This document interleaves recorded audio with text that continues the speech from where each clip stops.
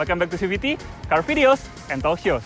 Baik lagi sama gue Gopal Tobing, dan di samping gue udah ada mobil terbaru dari Nissan yang menggantikan peran Nissan Juke yang sudah stop produksi beberapa waktu lalu. Dan di video ini gue kan nggak akan ngebahas banyak mengenai sejarahnya, karena di video-video channel lain udah banyak ngebahas sejarahnya dan kita cukup telat ya. So di video ini gue akan ngebahas hal apa yang berbeda dan unik di mobil ini. So ini dia Nissan Kicks e-Power.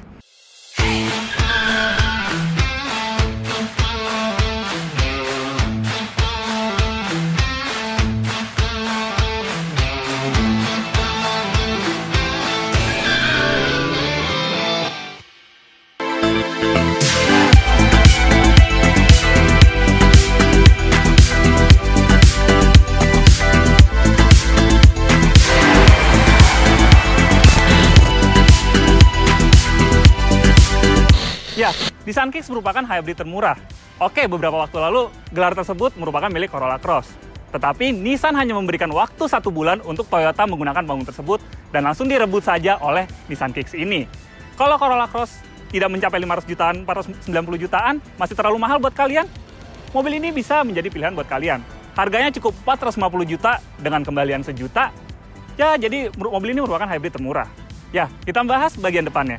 Desain depannya sudah mengadopsi bahasa desain terbarunya Nissan ya. Dia sudah menggunakan V-Motion Grille yang juga diimplementasikan di Nissan Rogue. Cuma di sini dibikin lebih compact dan terlihat lebih unik ya, karena memang dari Kicks ini tujuannya adalah terlihat unik. Terus lampu depannya ini sudah menggunakan LED reflektor untuk high beamnya maupun low beamnya. Lampu sennya juga sudah menggunakan LED. Dan ada detail menarik di sini, ada tulisan Kicks. Nah, lanjut ke bawahnya. Jadi bawah lampu fog lamp ini sudah memakai LED yang which is nice banget ya. Terus grille ini udah memakai honeycomb yang sangat besar dengan warna hitam yang gagah banget. Dan di bawah sini udah pakai kamera depan untuk kamera 360-nya. Terus di atasnya ini mungkin kalian bertanya, kenapa logo Nissan-nya nggak dibikin timbul ya? Well, ini untuk mengakomodir teknologi adaptive cruise control mereka. Untuk urusan safety, mobil ini top notch lah. Mari kita lanjut ke bagian yang menjadi pembeda di Nissan Kicks dengan mobil lain, yaitu mesinnya. Ya, ini merupakan sektor terunik dari Nissan Kicks ini. Terunik kenapa? Karena dia menggunakan listrik dengan kapasitas baterai 1,5 kWh dengan tenaga 120 horsepower dan torsi 260 Nm. Nah, tenaga tersebut dialirkan ke roda depan tanpa melalui transmisi. Jadi, torsinya itu benar-benar instan. Jadi, dari kalian pertama kali ngegas, torsi fullnya akan sangat terasa. Mesin listrik ini tidak berdiri sendiri. Dia disandingkan dengan mesin bensin yang berfungsi sebagai generator. Jadi mesin bensin ini tidak mengalirkan tenaga ke roda depan ya, tapi dia berfungsinya untuk mengenerate listrik untuk mengisi baterai di mesin listriknya. Mesin bensinnya ini berkode HR12DE yang dimana dipakai di Nissan March ya, dengan tenaga 78 horsepower dan torsi 103 Nm. Tetapi tenaga tersebut tidak berarti apa-apa karena dia tidak berpengaruh dengan laju dari mobil ini. Ya, jadi secara simpel ya, mobil ini merupakan mobil listrik, tetapi dia memiliki sebuah power bank, yaitu sebuah mesin bensin. Jadi, mobil ini tetap memerlukan bensin. Tapi, bensinnya pasti jauh lebih irit ya. Untuk masalah keiritan dan tenaganya, nanti kita lihat di impresi berkendara. Seperti kami bilang, since ini adalah mobil hybrid dan full digerakkan sebagai EV, maka hampir tidak ada suara mesinnya. Sehingga ada satu fitur unik di depan sini. Selain tadi ada adaptive kontrolnya, dia memiliki speaker kecil di sini untuk menandakan kalau mobil itu sedang bergerak mundur. Ya, sebagai mobil EV kan dia memang tidak ada suara mesin atau suara apa-apa kan. Jadi cukup berbahaya untuk pedestrian. Jadi Nissan menyematkan speaker kecil untuk keamanan. Ya, sekarang kita dengar aja speakernya. Review belum selesai, woi. Nah, ini nih, udah gue balikin mobilnya. Nah, kalau emang jalan sendiri. Nah, ada satu detail lagi dari Nissan yang menandakan kalau misalnya mobil ini masih menyala. Jadi kalau kita buka pintu seperti ini, akan ada suara seperti itu. Nice banget kan? Ya, lanjut ke samping. Mobil ini memiliki panjang 4.305 mm. Yang dimana dimensi itu lebih panjang daripada Suzuki SX4 yang pernah di-review sama Eja, Honda HR-V, dan juga Outlander Sport. Terus di samping sini dia sudah memakai ban dengan 17 inci dengan velg yang dual tone itu dimana sangat nice ya. Spionnya ini juga sudah memakai warna hitam dan juga memakai kamera 360. Terus di sini ada tombol untuk keyless entry. Di bawah sini udah memakai aksen-aksen chrome untuk bagian bawahnya. Jadi menambah kesan sportinya. Untuk ground clearance sendiri dia memang tidak terlalu tinggi, hanya 175 mm, yang dimana membuat mobil ini terlihat lebih compact.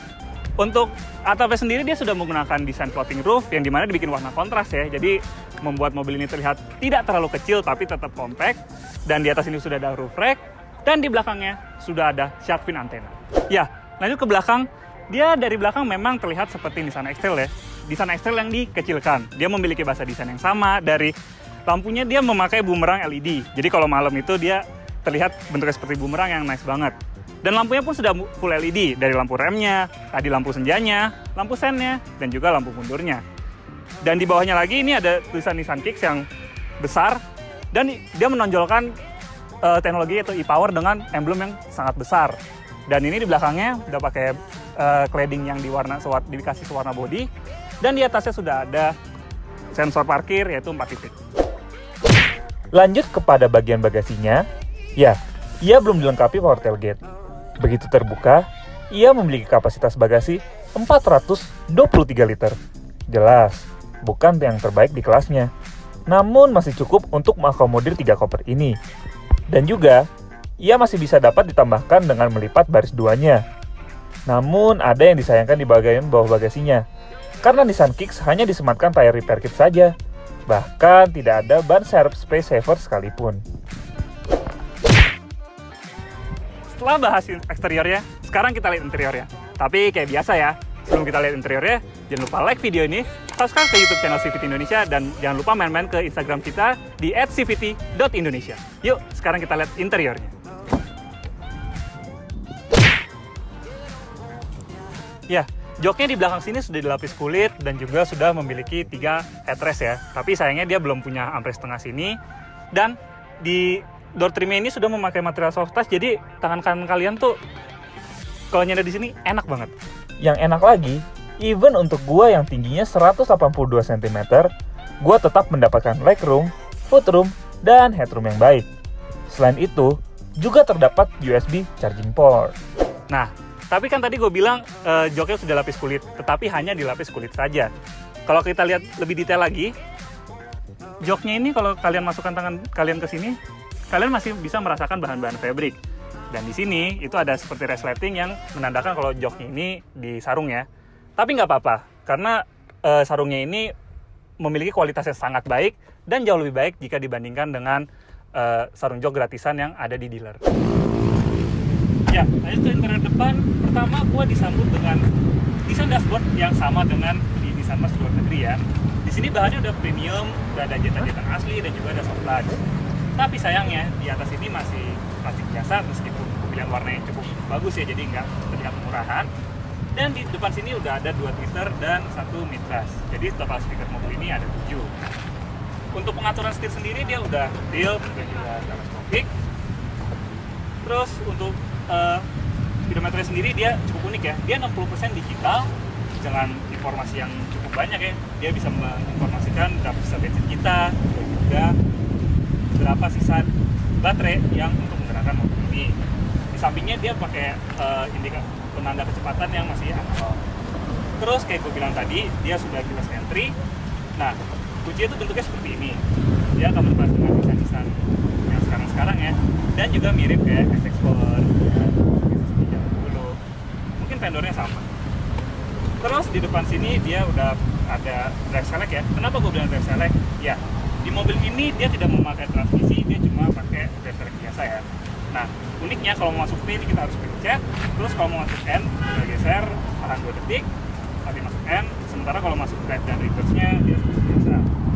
Terus di depan drive select ini dia sudah pakai drive mode. Drive mode itu ada 3, yang pertama Eco, dan juga normal pastinya, dan S. S ini bukan sport atau salib ya, tapi lebih ke smart. Jadi kalau misalnya kalian masuk mode S, degenerative braking-nya itu lebih kerasa. Jadi energi kinetik yang digunakan untuk mengisi baterainya itu bisa dimaksimalkan. Nah, untuk head unitnya sendiri dia udah support Android Auto dan juga Apple CarPlay. Dan uniknya di head unitnya tuh ada night mode, jadi nggak perlu nunggu lampunya nyala Tapi kalau kalian masuk terowongan tinggal pencet aja, dia akan gelap dengan sendirinya. Terus untuk AC-nya sendiri dia sudah climate control walaupun belum dual zone ya. Dan karena ini mobil EV, di tombol start stopnya dia pakai warna biru, which is EV banget. Setirnya sendiri dia udah pakai flat bottom, bahan kulitnya yang keras ya. Mungkin kalau digenggam tidak terlalu nyaman, tapi kulit ini bisa dijamin tahan lama. Untuk sebelah kiri setir dia ada pengaturan audio, sebelah kanannya dia udah pakai adaptive cruise control. Banget. Sun visor sudah lengkap dengan kaca dan lampu. Namun sayang, meski headlamp sudah auto, spion tengah masih DMF mirror biasa. Begitu pula power window-nya, yang auto hanya sisi driver. Jangan lupa pakai seatbelt dimanapun kalian duduk. Wah, gak ada suaranya. Ada sih, tapi hanya untuk start aja.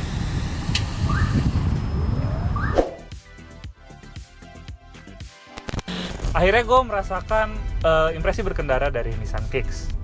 Nah, yang pengen pertama gue bahas itu masalah suspensinya.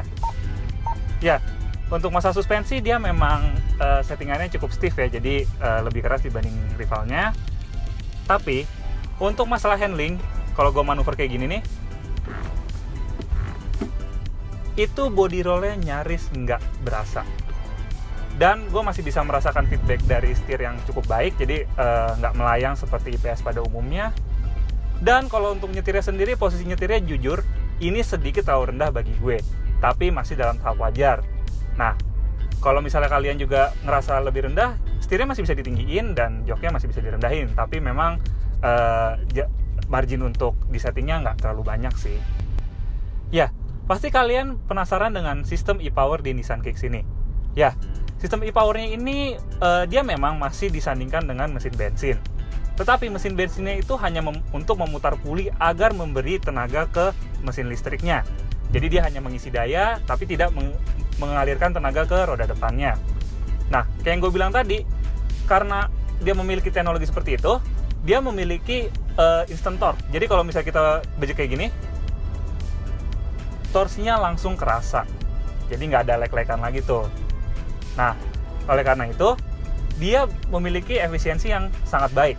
Untuk rute dalam kota dengan kecepatan rata-rata 20 km per jam, dia memiliki angka 18,5 km per liter. Dan untuk rute luar kota atau rute tol dengan kecepatan rata-rata 90 km per jam, juga dengan bantuan fitur adaptive cruise control yang dapat membuat laju mobil jadi sangat konsisten. Sehingga, untuk luar kota, ia bisa mendapatkan 21,7 km per liter. Luar biasa bukan? Selain mengurangi polusi udara, mobil ini juga anti polusi suara. Karena kekedapan kabin mobil ini luar biasa. Hal ini berkat tidak adanya suara ketika baterai terisi penuh. Sehingga ketika kondisi ramai seperti ini saja, ia masih bisa mencatat 69 dB. Di samping adaptive cruise control, mobil ini juga memiliki dua fitur yang cukup membantu di aspek keamanan. Yang pertama, dia sudah punya rear cross traffic alert, jadi kalau kalian mundur tiba-tiba ada kendaraan yang lewat, dia akan memberikan peringatan berupa bunyi. Yang kedua, dia punya blind spot monitoring. Tapi blind spot monitoringnya di sini agak unik ya. Kan biasanya kalau mobil punya blind spot monitoring, indikator itu ada di kaca. Kalau di mobil ini berada di pilar A. Cukup unik ya. Tapi dia tidak mengurangi aspek keamanan ya. Malah menurut gue ini lebih gampang dilihat. Ya, di mobil ini memiliki 3 driving mode ya. Dia ada Smart, Eco, dan juga Normal. Nah, khusus untuk Smart dan Eco, dia menawarkan pengalaman berkendara one pedal driving. Jadi, kalau kalian sedang berkendara dan di depan kalian berhenti atau melambat, kalian cukup angkat gas saja dan mobil berhenti secara perlahan. Tapi tergantung seberapa besar kalian mengangkat gas ya. Kalau langsung angkat gas seperti ini, dia akan ngerem seperti kalian full menekan pedal remnya. Tapi kalau kalian hanya sedikit mengangkatnya, dia akan mengerem perlahan. Nah, kemudian hasil pengereman itu akan menghasilkan energi kinetik yang akan digunakan untuk mengisi baterainya. Ini suatu sistem yang sangat convenient ya. Tapi memang butuh penyesuaian. Dan tapi kalau kalian ternyata sudah melakukan penyesuaian tapi nggak cocok juga, bisa kalian matikan dengan mengganti drive mode ke normal. Dan itu one pedal driving-nya akan benar-benar mati dan akan kalian akan berkendara seperti biasa, jadi pakai rem biasa. Nah, bagaimana soal akselerasinya? Ya, sekarang gue udah nemu jalan kosong, jadi langsung aja tes akselerasinya ya. Pertama kita matiin AC, matiin traction control, tahan gas sama rem, dan go. Wow! Ya, 100. 0-100 mobil ini cukup ditempuh dalam waktu 9,3 detik. Wow! Emang instant torque-nya nggak bohong sih. Dia nggak ada lag sama sekali, jadi torsinya langsung instan ke roda, dan tenaganya pun juga langsung instan ke roda depan. Jadi no wonder lah, akselerasinya bisa, figurnya bisa segitu, dan itu nice banget. Good job Nissan.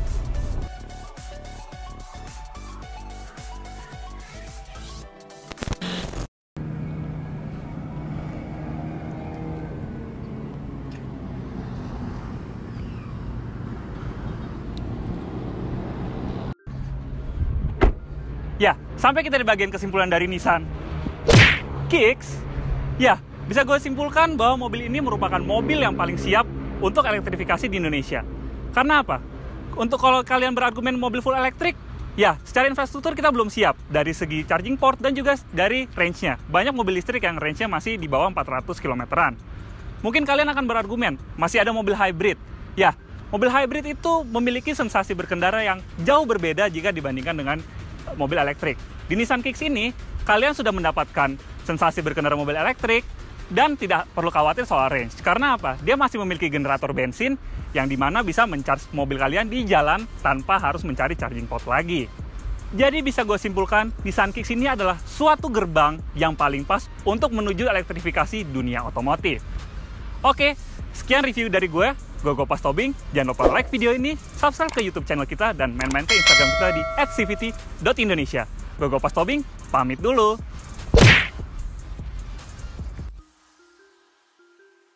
Terima kasih sudah menonton. Jangan lupa nonton video kami yang ini, dan yang ini. Sampai ketemu di review berikutnya. Bye-bye.